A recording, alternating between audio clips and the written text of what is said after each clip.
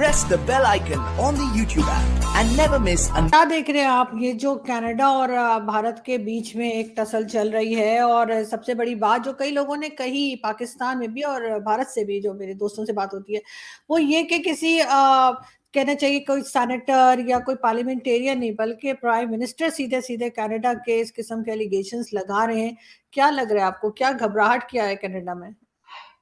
देखिए, सबसे पहले तो मैं ये स्पष्ट कह दूं कि ये पहली बार नहीं हुआ है कि कनाडा के तरफ से खालिस्तानी आतंकवादियों को जो है शह मिल रही है। आपको आरजू जी याद होगा, क्योंकि आप भी हिस्ट्री जानती हैं, आप पत्रकारिता में कई समय से हैं, और आपको पता है कि 85 में जब कनिष्क की बॉम्बिंग हुई, जो एयर इंडिया की फ्लाइट थी जो कनाडा जा रही थी, और जब वो जो है एकदम उड़ गया प्लेन, तो उसमें 280 कैनेडियंस की जान गई। और इसके अलावा हिंदुस्तानी लोग भी थे, अमेरिकन भी थे, बाकी नेशनैलिटीज भी थी। लेकिन इतने साल बीतने पर भी कनाडा जो है ये रियलाइज नहीं कर पाया, ये एक्सट्रीमिज्म जो उनके बैकयार्ड में बार बार ग्रो कर रहा है, उसके खिलाफ उन्होंने कोई कदम नहीं उठाया।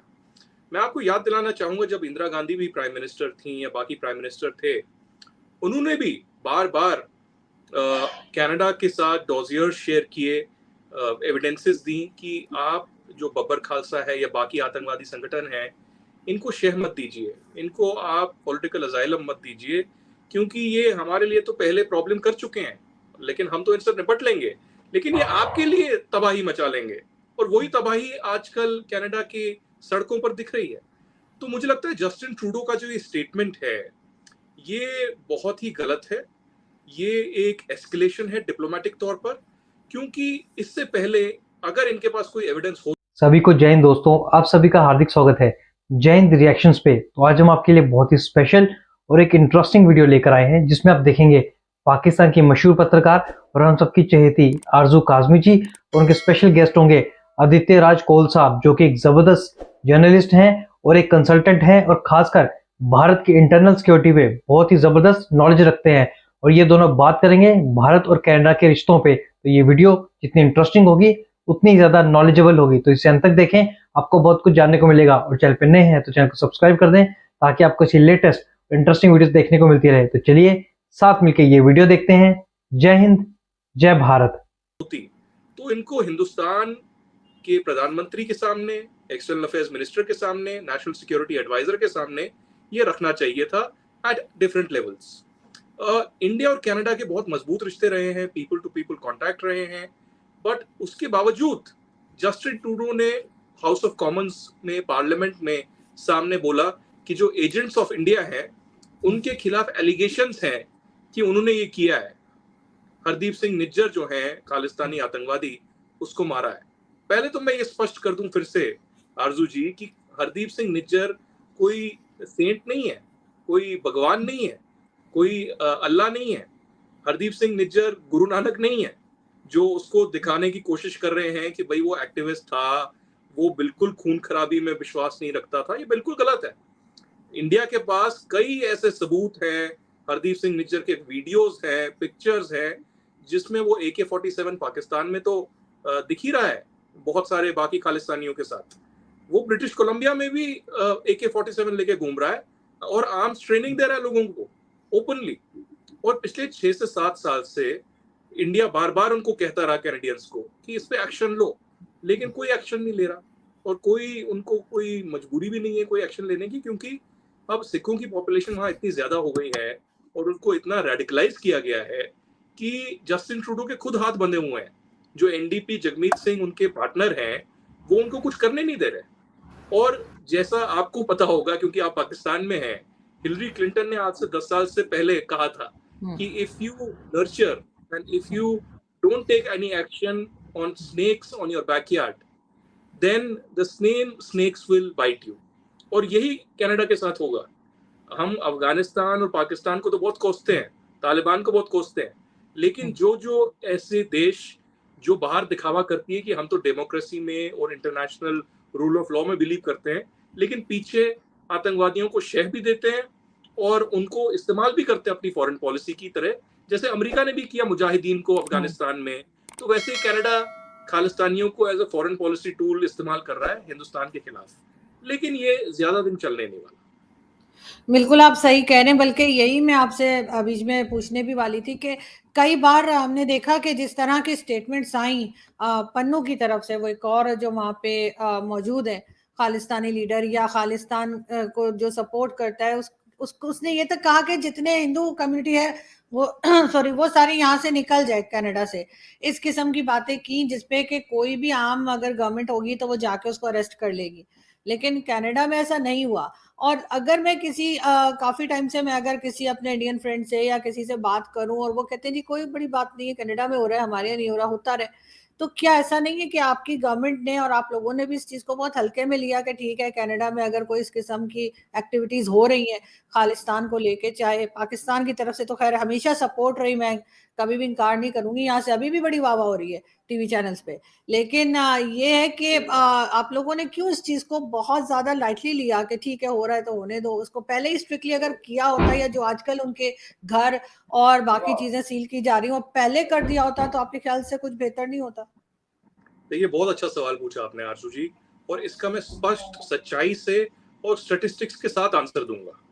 पिछले 10 साल में इंडिया ने 26 एक्सट्रेडिशन रिक्वेस्ट भेजी हैं कनाडा को।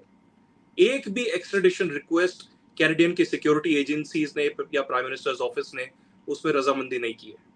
26 ऐसे आतंकवादी हैं, खालिस्तानी हैं और गैंगस्टर्स हैं जो मर्डर में, जो वायलेंस में, जो कम्युनल राइट्स में और थ्रेट करने में, किडनैपिंग में, बॉम्ब ब्लास्ट में इन्वॉल्व है पंजाब में और बाकी जगहों में, लेकिन उनके खिलाफ कनाडा ने कोई एक्शन नहीं लिया।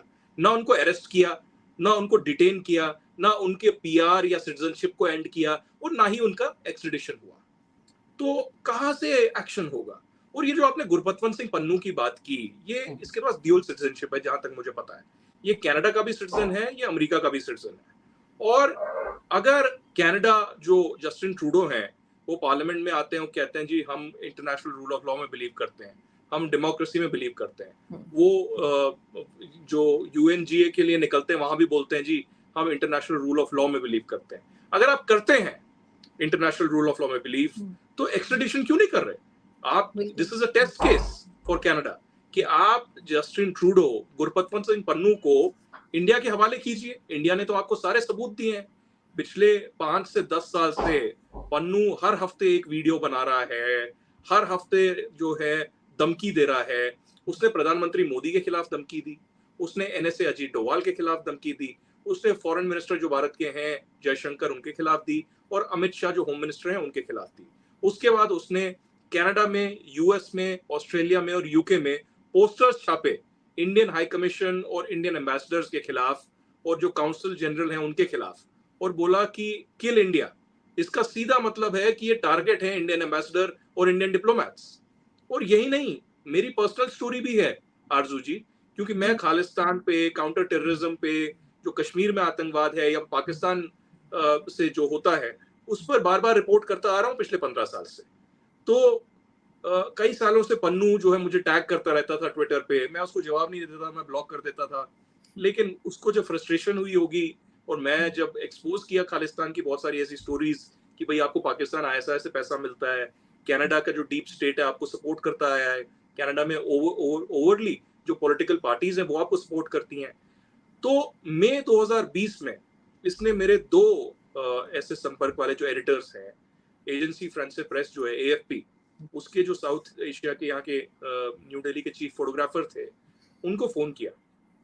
उसके बाद उन्होंने मेरे जो पुराने बॉस थे BTVI में, एक बिजनेस चैनल है इंडिया में, उनको, एक बहुत ही सीनियर एडिटर है, इन दोनों को फोन किया और बोला कि इनको अपने आदित्य राज कौल को समझा दो। अगर आदित्य राज कौल अपना जो है डजंट बेंड हिज वेज, अगर अपने तौर तरीके नहीं बदलता, अपनी रिपोर्टिंग का स्टाइल नहीं बदलता, तो हम उसको मजा सिखाएंगे, we will teach him a lesson. ये गुरपतवंत सिंह पन्नू ने फोन पे उन दोनों को बताया। इसके बाद दिल्ली पुलिस में, यूपी पुलिस में, NIA में बहुत सारी ऐसी शिकायतें गई उनकी तरफ से भी, मेरी तरफ से भी, और उस समय से मुझे सिक्योरिटी मिल रही है यहाँ भारत में, ये थ्रेट्स की वजह से। तो जो भी रिपोर्टर हो, मीडिया का जर्नलिस्ट हो, एक्टिविस्ट हो, जो डेमोक्रेसी के बारे में बिलीव करता है, जो आतंकवादियों के खिलाफ लिखता है, जो ऐसे वायलेंस के खिलाफ लिखता है, उनके लिए तो गुरबचन सिंह पन्नू धमकियां इशू करता है। और मैं अकेला नहीं हूँ, कई ऐसे लोग हैं जिनको ऐसी धमकियां मिली हैं, उनको टारगेट भी हुआ है।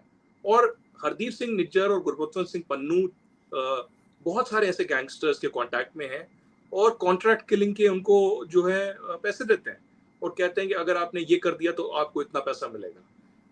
पंजाब में उन्होंने बहुत सारे ऐसे हिंदू हों, सिख हों, उनको मारने की कोशिश की है, कई बार सक्सेसफुल भी हुए हैं। तो मुझे लगता है कि कनाडा को एक इंट्रोस्पेक्शन का समय है। ये कनाडा को एक आत्मचिंतन करना पड़ेगा, समझना पड़ेगा कि भाई वो डेमोक्रेसी के साथ खड़े हैं, क्या वो इंटरनेशनल रूल ऑफ लॉ के साथ खड़े हैं, या फिर वो यही तकियानूसी इस्तेमाल जो चीजें कई सालों से होती रही हैं आतंकवाद को शह देते रहेंगे। दोस्तों आशा करता हूँ कि वीडियो को अपने अंत तक देखा होगा और आरजू काजमी जी और आदित्य राज कोल साहब का जो पूरा डिस्कशन था, खासकर भारत और कनाडा के रिश्तों को लेकर और खालिस्तान को लेकर, तो ये आपको काफी पसंद आया होगा। अगर वीडियो आपको अच्छी लगी है तो इसे लाइक और शेयर जरूर कर दें और जो भी इस डिस्कशन के बारे में आपके विचार हैं, आप अपने विचार हमें कमेंट सेक्शन में लिखकर जरूर बताएं। और चैनल पर नए हैं तो चैनल को सब्सक्राइब कर दें ताकि हम आपके लिए ऐसी ही लेटेस्ट और इंटरेस्टिंग वीडियोस लाते रहें। तो चलिए फिर मिलेंगे ऐसी ही किसी जबरदस्त और इन्फॉर्मेटिव वीडियो में। तब तक अपना ध्यान रखिए। जय हिंद, जय भारत।